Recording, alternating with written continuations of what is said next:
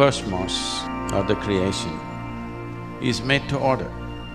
That is, it is moving by a plan, it is not moving random. And it is in a process of genesis or evolution, always, from within itself. We here call it prapanch, which means something that came out of the five elements being the basis. Something that is beyond prapanch could be related as cosmos. We call it Brahmanda. When the yogis saw the nature of the cosmos as to how it's evolving from within itself and its ability to evolve is quite limitless, they were tempted to make their own cosmogenic process.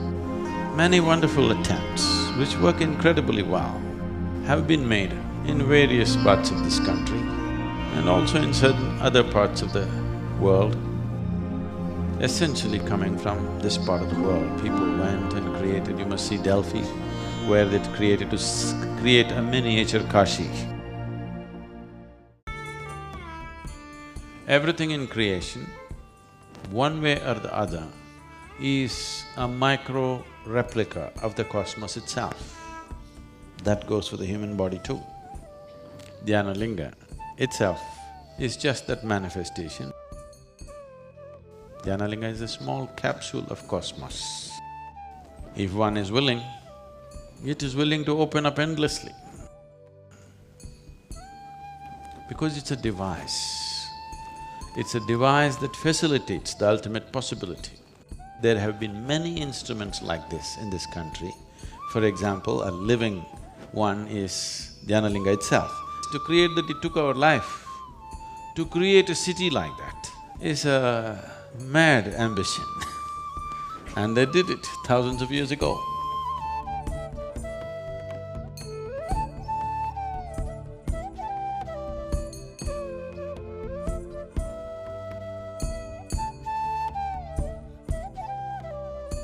When Athens was not even thought of, Kashi was. When Rome did not even exist in people's minds, Kashi was. When Egypt did not exist, Kashi was. That ancient. And they built a kind of a instrument in the form of a city, which is a kind of instrument which brings a union between the micro and the macro.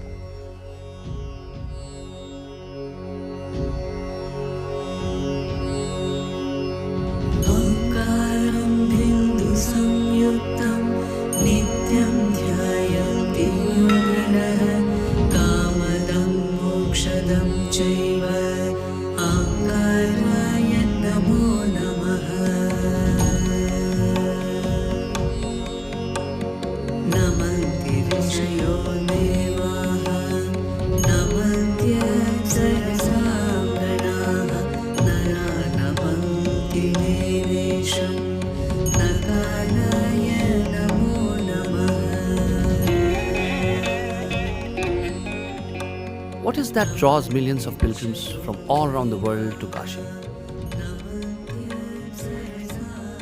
There are so many myths around it, and there are so many realities around it. This truth has always intrigued me. When I hear about Kashi, one thing is very clear, that there is something very exceptional about this place. In our tradition, this is the most significant place that a person can live and die in. What is the truth behind the legend of Kashi?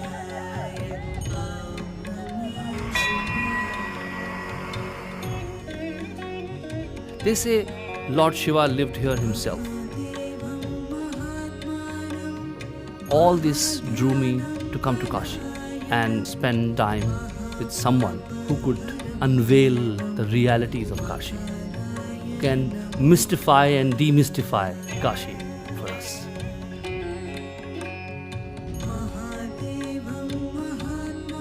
One thing which describes him for me is that he's absolutely authentic, full of energy, full of wit. On one hand, he's devastatingly logical. On another hand, He deepens the mystery of the whole world. He does not dissect it, but he makes it very approachable for you. He's someone who is very unconventional, mystic. He's something which you can touch, feel. He's here with you. He talks the language of today. He talks the language of science. He talks the language of logic. And that's what makes him absolutely special. And I'm privileged to have him here with us and would love to spend some time.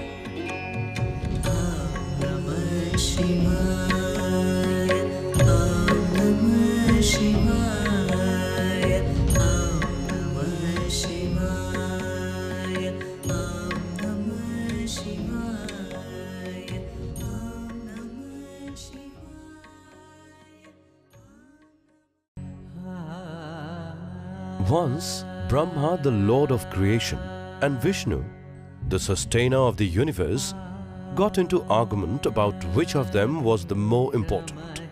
Seeing their quarrel grow intense, the other gods went and pleaded with Shiva to put an end to this futile battle. Shiva took the form of a huge column of light. Piercing through the earth, the fiery column blazed far into the sky and soared into the heavens. Astounded, Brahma and Vishnu decided to find the source and the height of this brilliant, mysterious pillar of light. Brahma took the form of a goose and flew high into the sky. Vishnu took the form of a boar and dug deep into the earth. They searched for the end of the pillar for many eons.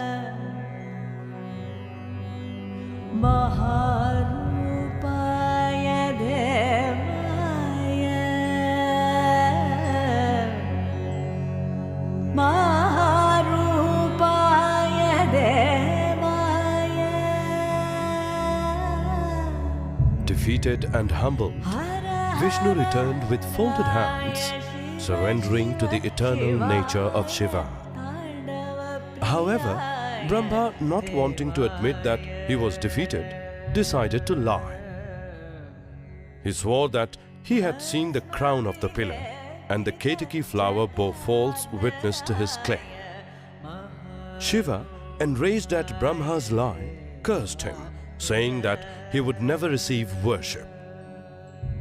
This is why, even today, there are no temples dedicated to Brahma.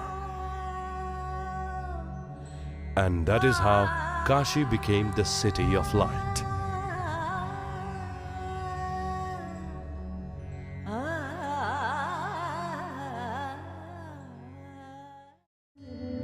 Sadhguru, one has heard so much about this city. Since time immemorial, people have talked about the significance of Benaras. What is so special about this city? Also, one hears about the design of this city. There were some yantras and there was some thought process behind the city. Can you please elaborate on how this city was created and what is the significance of it?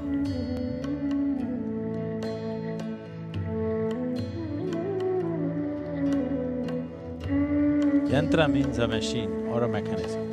Normally every machine that we build, we have built essentially to enhance who we are. So whenever you create a machine, you're taking a certain part of the earth. Everything that we have created is dug out of this planet one way or the other. When you take material from this planet, there is a certain inertia to that machine. So when we think of something that has to function for perpetually or for an extraordinary length of time, we want to create a machine which does not have this need for inertia. So we try to create an energy machine. This is what you traditionally know as yantras. Yantras can be very simple yantras. A simple triangle is a basic yantra.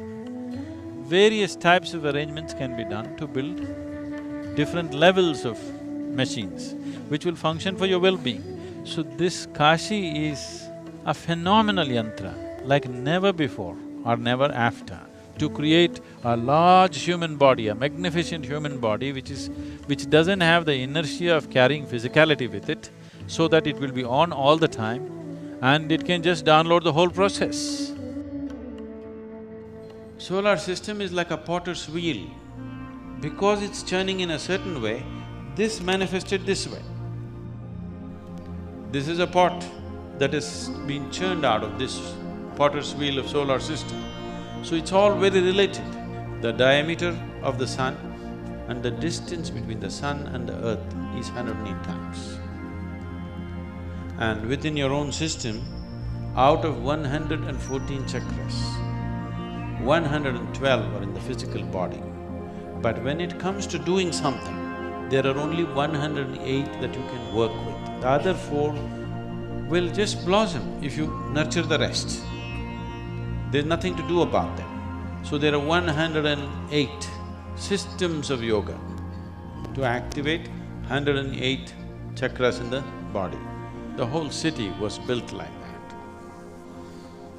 Because it's made of 5 elements and generally it's considered Shiva being a yogi and a Bhuteshwara, his number is 5.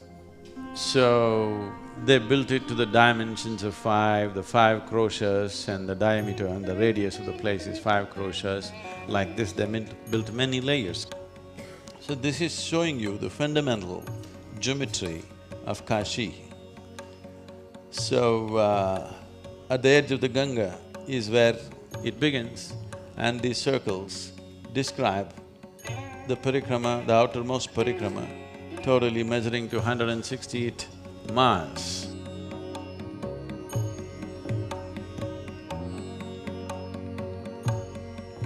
The city itself is built like this, and temple is a smaller manifestation of that. This is the geometry of the original temple.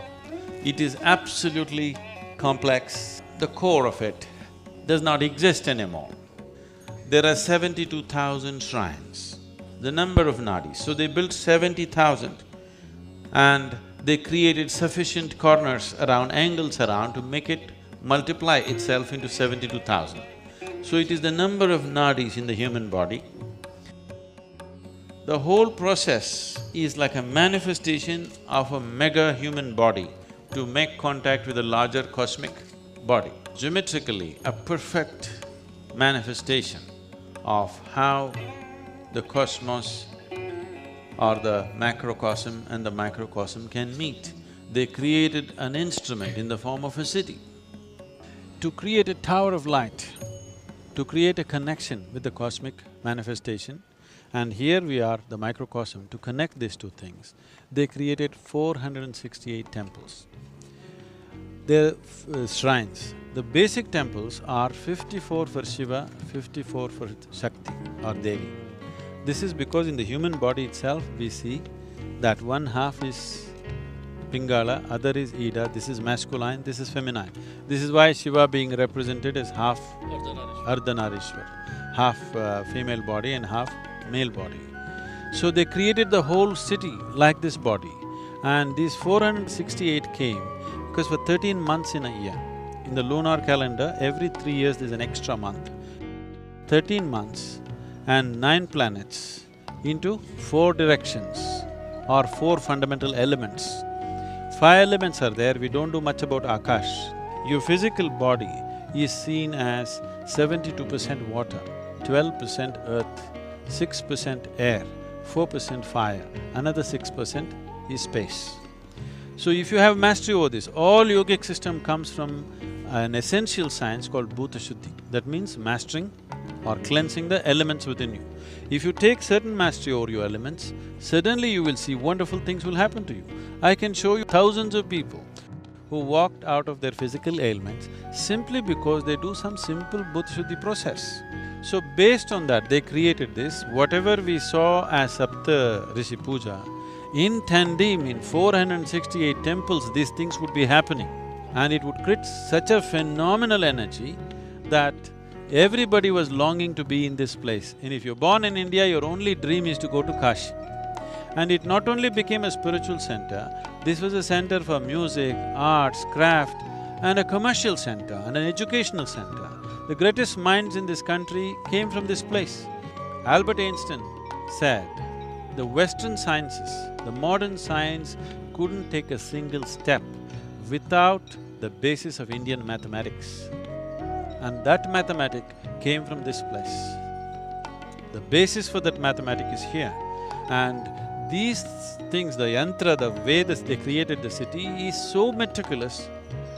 Geometrically, mathematically, it's so perfect, so absolutely perfect, that everybody wanted to be here because it created such a phenomena around itself.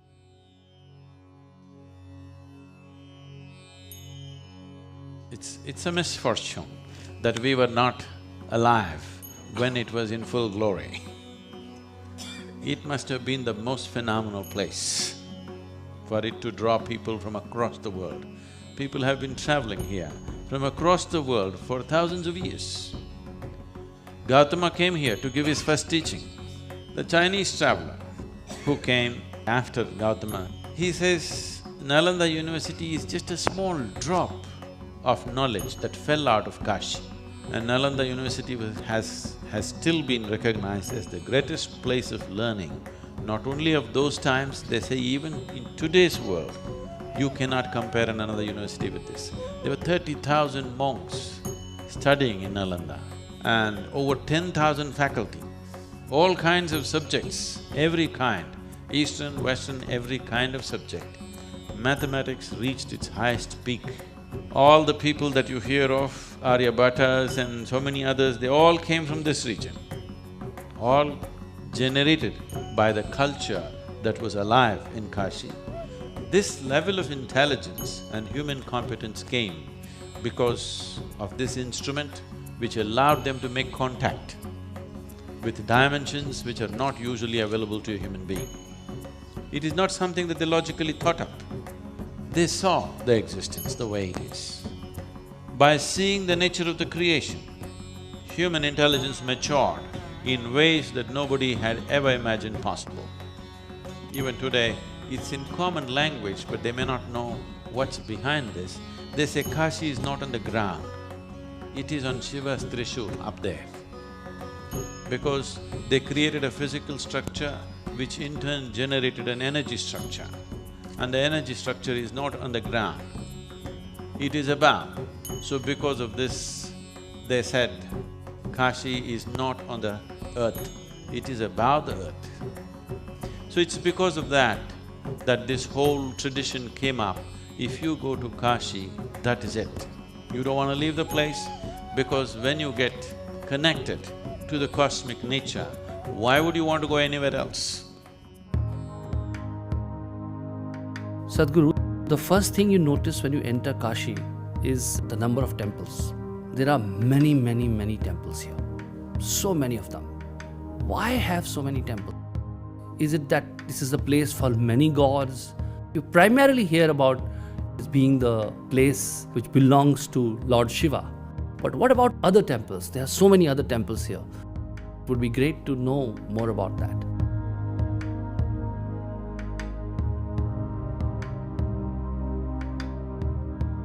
According to iconographic proof, the oldest piece of iconography or a coin which depicts Shiva is about 12,400 years old, where Shiva is sitting in Siddhasana like this and with a bull next to him. 12,400 years ago, if they had to make a coin, by then he was already an icon. That means maybe there are a few thousand years before that. The legend of Kashi 100% goes by the fundamental that he himself lived here. This is his winter place. He lived as an ascetic in the upper regions of Himalayas. He liked it there. He didn't mind the cold. If it got too cold, he smeared himself with ash from the cremation grounds and that kept him going. But when he got married to a princess, compromises have to be made. And being a graceful man, he decided he will move to the plains. As this was the most fabulously built city of the time, naturally he decided his new bride and him should move to Kashi and no other place. And he moved to Kashi. He said, this is it, this is my abode. And he himself took the effort to consecrate the space into a powerful field of energy which still lives. There's a beautiful story. Shiva himself left Kashi because of some political reasons. Yes. There was a king called Divodasa. Divodasa became a phenomenal king. So, because the gods were afraid that Kashi may lose its reverberance if it's not properly managed, so they asked him to become the king. But he put a condition that if I have to be the king, Shiva has to leave the place. Because anyway people will go after him, I will sit in the palace, what kind of king am I? Shiva has to leave. So Shiva, along with Parvati, left to Mount Mandara. He went there and he could not stay. He wanted to come back to Kashi, but there's a political condition that he cannot come back to Kashi. So he said, get this Divodasa out, I want to go. So he sent 64 yoginis. He said, somehow corrupt the king. Once we find some fault in him, we can send him packing and I'll come back. They came here, they entrenched themselves all over the society, wanting to corrupt the society, but they loved the place so much. They forgot the mission. They didn't go back. Then he sent Surya Deva. He came here, he loved the place so much. People, all the Aditya temples are for him. He came and he loved it so much and he didn't go back. Then he sent Brahma. Brahma himself came and he loved it and he didn't go back. Then he said, I cannot trust any of these people. And he sent his own ganas. They cannot forget Shiva, they are his people. But they loved the place so much. They thought, this is the only place Shiva should live, not Mount Mandara. And they became Dwarapalakas of this city. They said, anyway he has to come, there's no point we going back. Then Divodasa was tempted with mukti. He did not fall for any kind of other things they created, corruptions. He was incorruptible, but he was tempted with mukti and he took it. Then Shiva came back. So, there's a temple called Avimukteshwara because Shiva promised he will never leave Kashi. Whatever happens, I will not leave Kashi. So these are all stories to tell you how much they long to be here, not because of pleasures, because of the possibility that the city offered. Because the city was not just a dwelling place, it was a mechanism to go beyond all limitations. It was a mechanism for this tiny little organism to connect with the larger organism of the cosmos.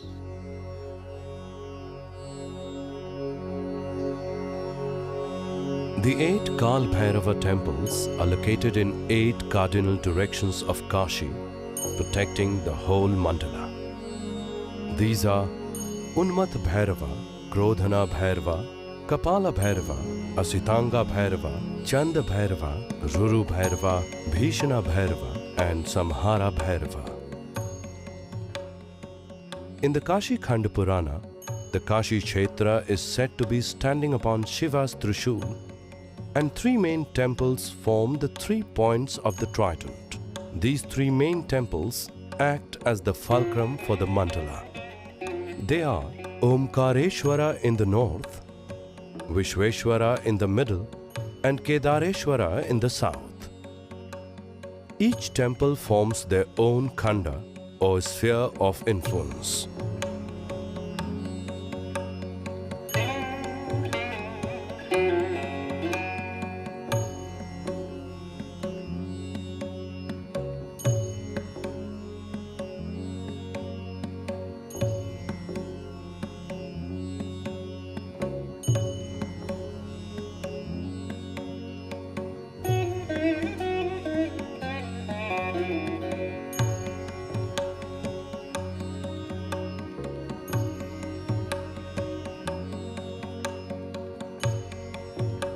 Along the 8 directions, 56 Ganesha temples have been established in 7 concentric circles. Their walk of devotion to visit these 56 shrines takes the pilgrims in a natural clockwise spiral that ends at the Kashi Vishwanath temple. There are also 64 Yogini temples, 12 sun temples, 9 temples for Navdurgas, 9 Chandi temples, and many others which form the 468 major shrines of Kashi. The 12 Aditya or sun temples are also located in accordance with the transition of the sun through half of the year from Dakshinayana to Uttarayana.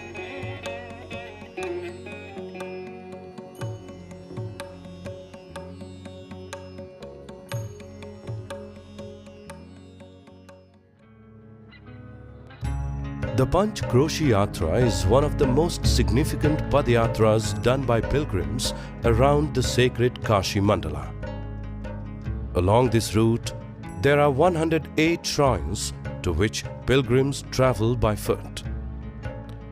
There are 5 major villages where pilgrims can rest and even stay overnight. Even today, gold trees built by kings a few hundred years ago are still intact.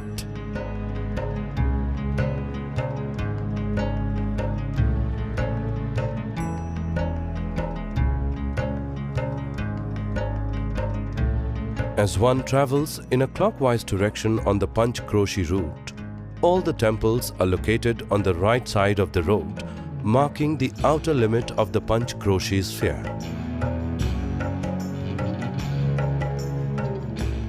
The Panch Kroshi Yatra begins with a dip in the river Ganga at Manikarnika Ghat.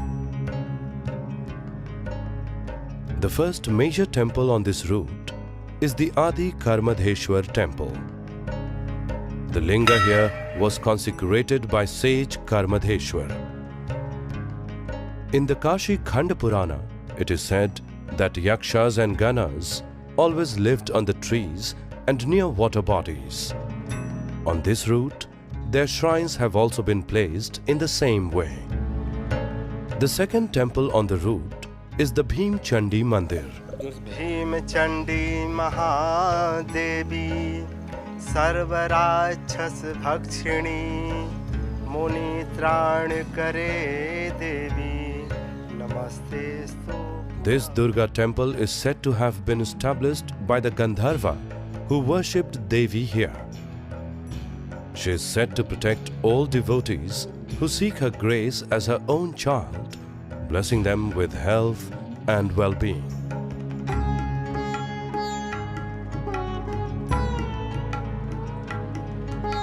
The third is Dehali Vinayak temple. This temple is directly in line with the Kashi Vishwanath temple, marking the halfway mark of the yatra. It is said that before entering Kashi, Lord Rama meditated here. The fourth is the Rameshwaram temple. This temple is said to be a replica of the Rameshwaram temple in the south.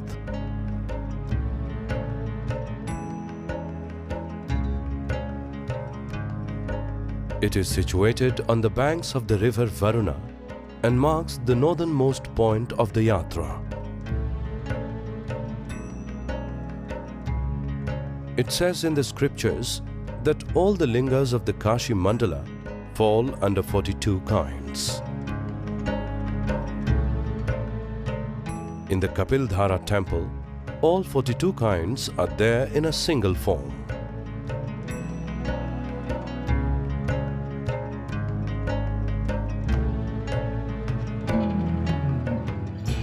The Pasupani Vinayaka and Kapilidhara temples mark the end of the Panch Kroshi Yatra.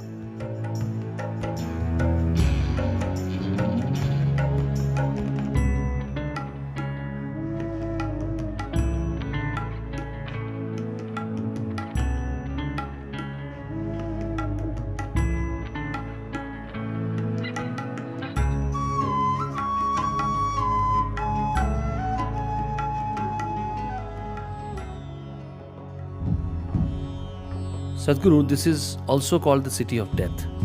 In every Hindu household, you hear that one has to come to Kashi, either to die or after one dies to do the final rites here. Why is this tradition? Why do we hear about moksha and nirvana and all those words associated with Kashi? I would love to know why Kashi is so significant and so linked with life and death.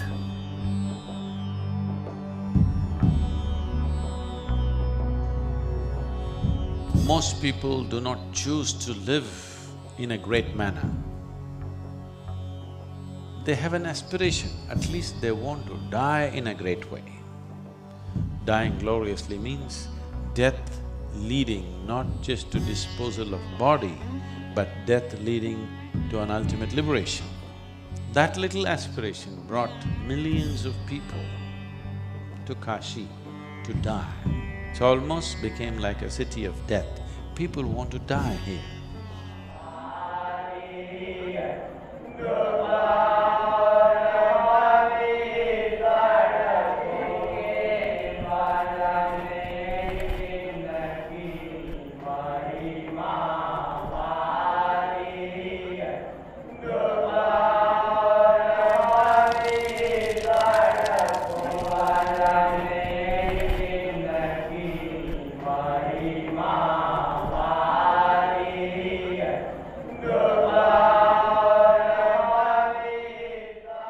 What is exactly death?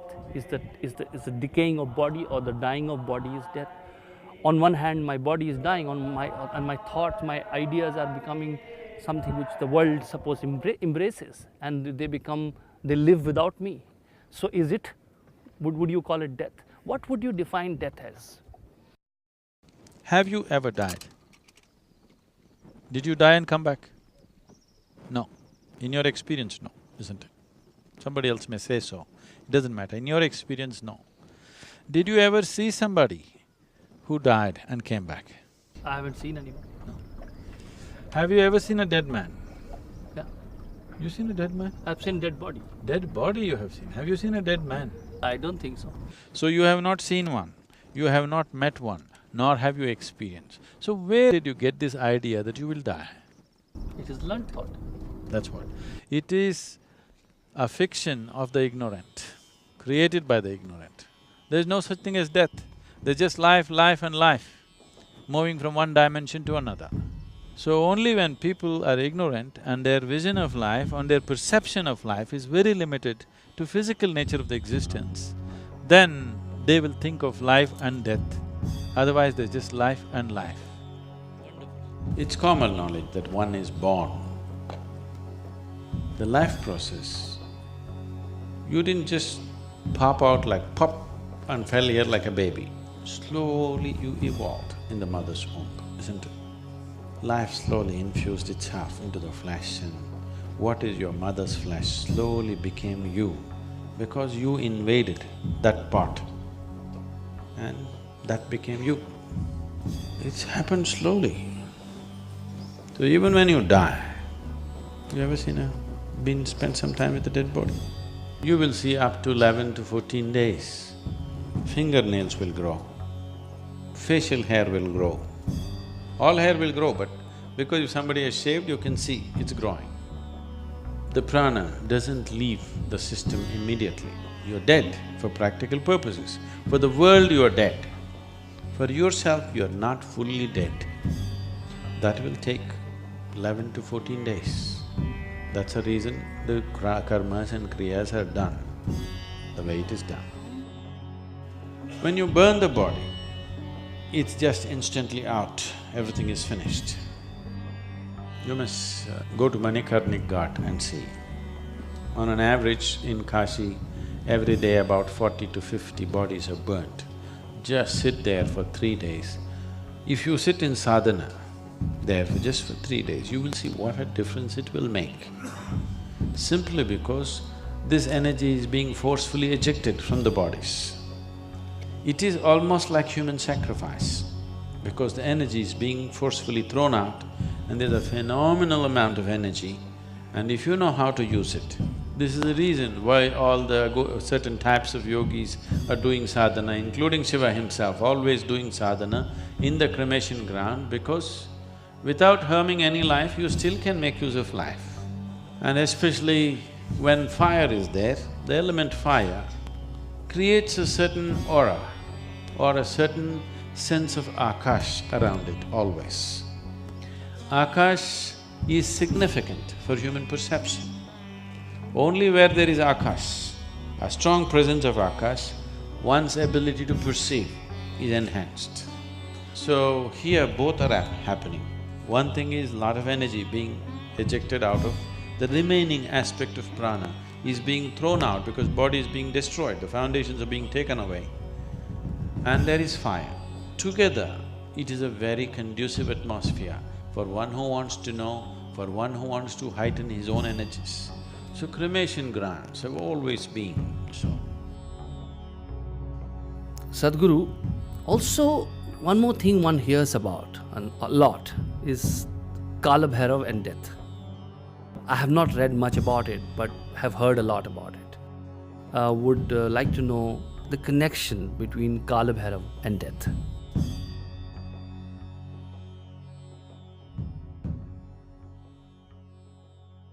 Mahadeva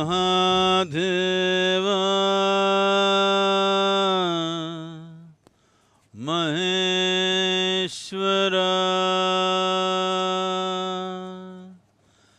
Bhairava Sarveshwara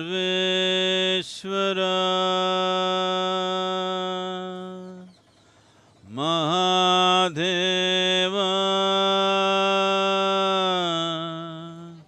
Sarveshwara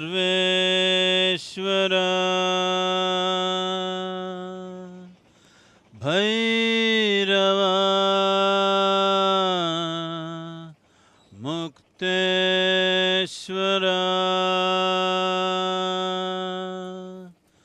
Mahadeva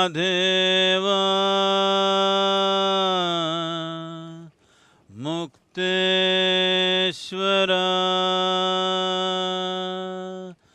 Bhairava Kala Bhairava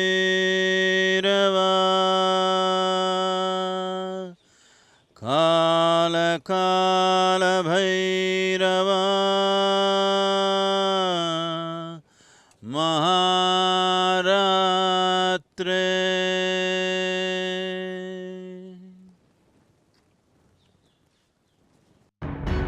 Upon hearing Brahma's lie that he had reached the very top of the eternal pillar of light, a very fierce, terrible form of Shiva emerged. He was Kal Bhairav, the Lord of Death, who ripped off Brahma's fifth head in an instant. This, however, made him guilty of Brahma Hatya, the sin of killing a Brahmin, and a Brahma's skull immediately stuck to Bhairava's hand. To get rid of the skull, Bhairava took on the Kapala Vrata, or the vow of the skull. To absolve himself of this sin, he wandered across the land, using the skull as a begging bowl.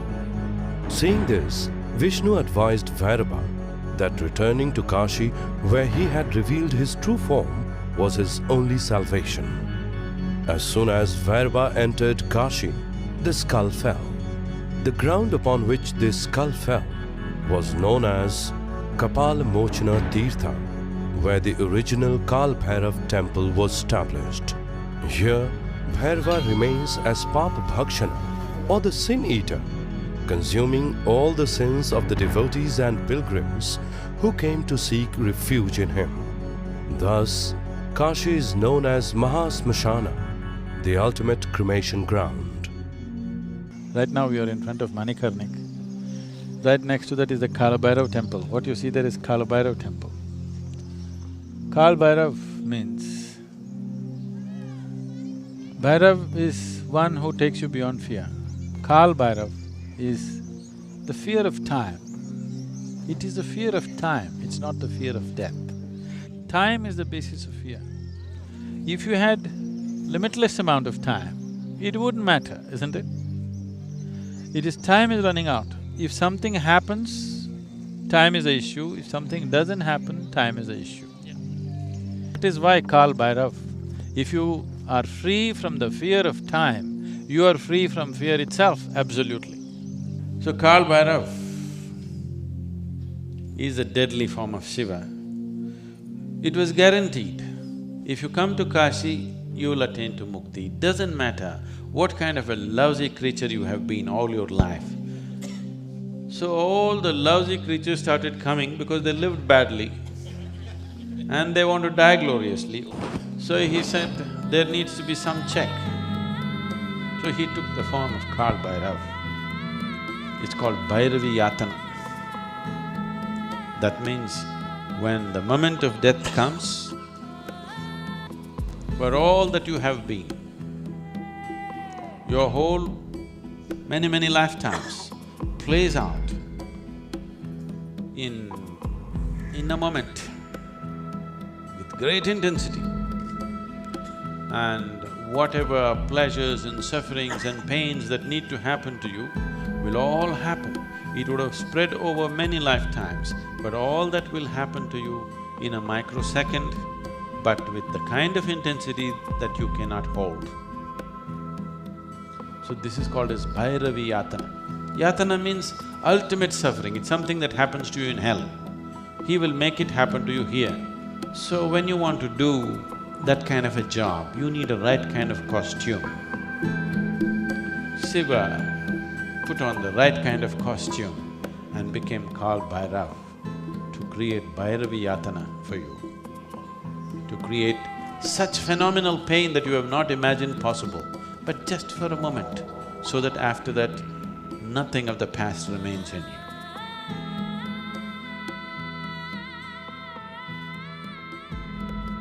It is said that whoever commits a sin in the city of Kashi will be doomed by Kal Bhairav to wander as a pishacha in a tortured, disembodied state.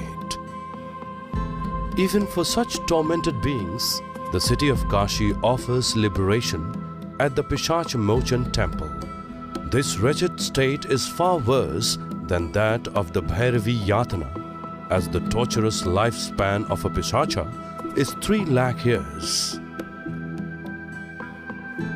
Pishacha Mochan, said to have once been a Pishacha himself, was assigned by Kal Bhairava to carry out this role of delivering even the most sinful into ultimate liberation.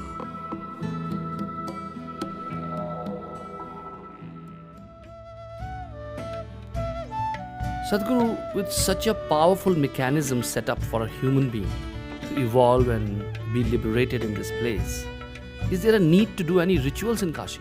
Because, what I hear from you is that there is a great design to this place, the yantra you talked about. So your mere presence here should be enough.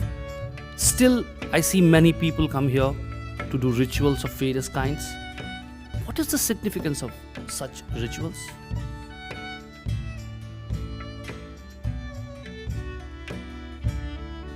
Kashi is full of rituals. It was the center of rituals. There's nothing as surefire as doing something internally. That is the best way to do it. So once you've been initiated into your process, that is what you should depend on. Why these things are built is, it's for the public. They do not know how to do anything with themselves, but they know enough that something needs to be done with them. So when that is the case, an instrument like this and the complex rituals that came along with the instrument are very useful because it handles people en masse. There was something called a Saptarishi Puja. Saptarishis means the 7 sages who were the first disciples of Shiva. They were to leave to carry this message and go. When they asked him, how should we worship you? He taught them a method. He said, you do it this way, I will be there. That method was taught to them and they taught to the people, and today it continues in the same tradition, the way Shiva taught it to the 7 sages. That process they started off. And they did it in such a way, stacks and stacks of energy they built. This may not be tangible for other people, for me it's a living reality. and people will just burst into tears, they don't know what it is. Those who are doing it, they do not know how it happens. But they're sticking to the procedure that's been taught to them and making it happen. See, the guy who's driving this boat does not know how to build an engine, he's just learned to use it and it works. So they just learn to use it. As the Saptarishis would have done, 7 people sat down there and they did this and it was a phenomena. I've never seen anything so energetic in any temple. I've been to quite a few. Wherever I feel it's an energy center, I go. I don't go there to pray, I don't go to ask, I've never done abhisekams and pujas in any temple in my life, okay? But this is a phenomenal science. You must come and sit in the Dhyanalinga temple. No ritual, no mantra, no puja, no nothing. It's always in total silence. Just come and sit there and see, because it's essentially created for meditativeness. People who have no idea what's meditation, people who have no instruction, without an instruction, you can make people meditative. So these are technologies, these are not belief systems. Great. Technology is gone bad. My last question to you is, when somebody comes to Kashi, what is a must one should experience here? First of all, to come prepared a little bit. I would say, if you're traveling to Kashi, at least for 3 months, get initiated to some simple meditative process. Meditate for some time, make yourself little more sensitive and come. Leave all your beliefs at home and come. Thank you, It was really a pleasure.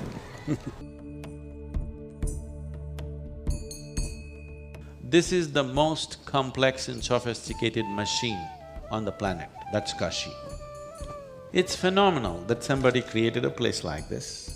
We bow down to them for the intelligence behind it, the competence behind it, the vision behind it, the compassion behind it, to make it available to everybody.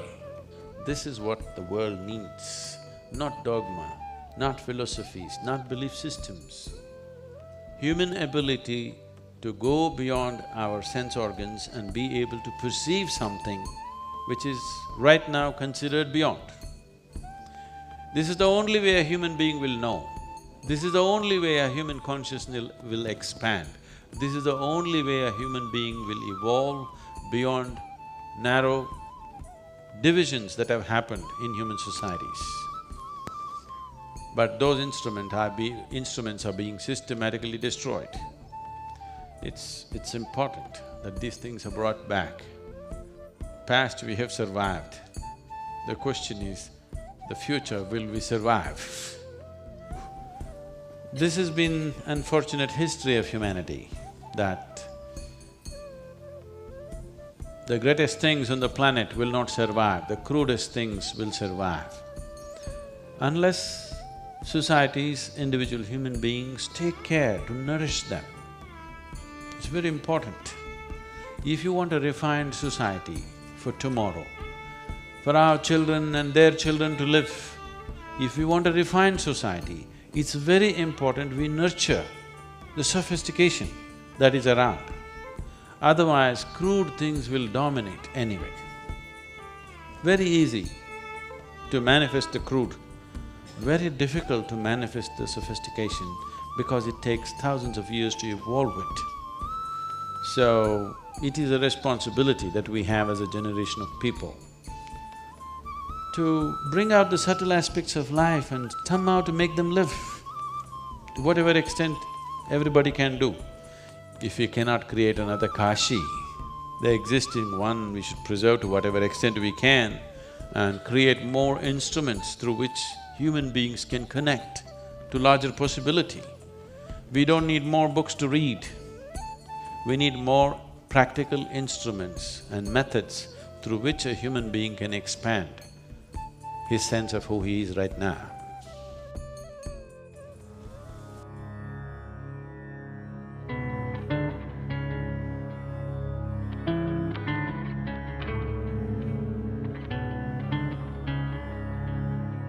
Varanasi पुरपतिं भज विश्वनाथं,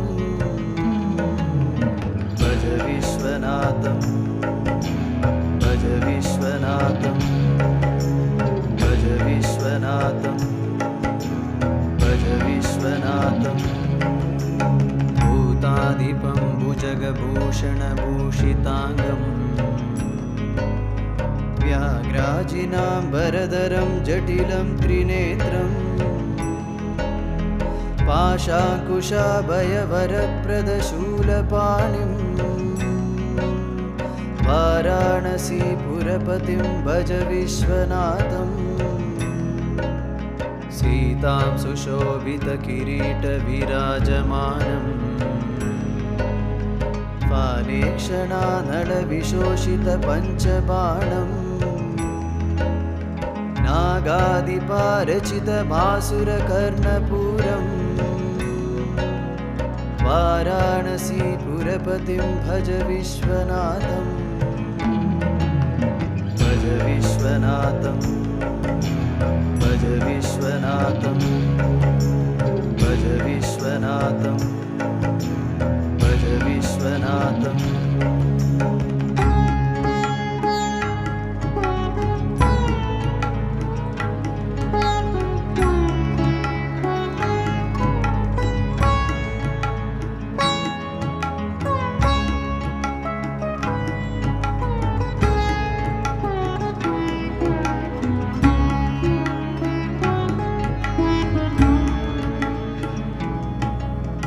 पञ्चाननं दुरितमत्तमदङ्गजाना नागान्तकं धनुजपुङ्गवपन्नगाना दावानलं मरणशोकजराटवीणा वाराणसीपुरपतिं भज विश्वनाथम् तेजोमयं सगुणनिर्गुणमद्वितीयम् आनन्दखण्डमपराजितमप्